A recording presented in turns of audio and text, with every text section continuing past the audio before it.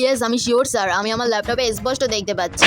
হ্যাঁ আমি ভুল গায়া, তোমার প্রতিদিনের স্যালারি কত আমাকে যদি দয়া করে একটু জানিয়ে। 3,04,00,000। आप মনে পার सकता है হানি।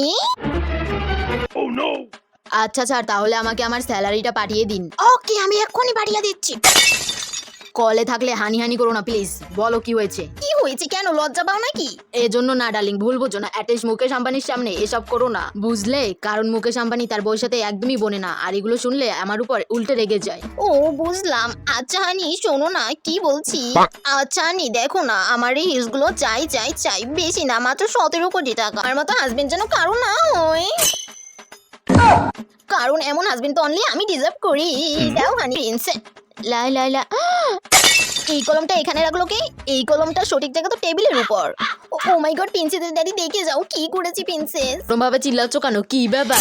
আমাদের অলসমুখী বাদরমুখী প্রিন্সেস কলমটা ওখান থেকে এখানে রাখলো, এর থেকে বড় কাজ কোনো হতেই পারে না। আমাদের এই বিষয়টা সেলিব্রেট করে পার্টি রাখা উচিত। কি যে ঢং শুরু করো না তুমি, শুধুমাত্র আমার শ্রাদ্ধ আর কিছুই না। মাম মাম, আমি রোজ কলমটাকে তুলে টেবিলে রাখবো, তুমি রোজ পার্টি দেবে মাম মাম?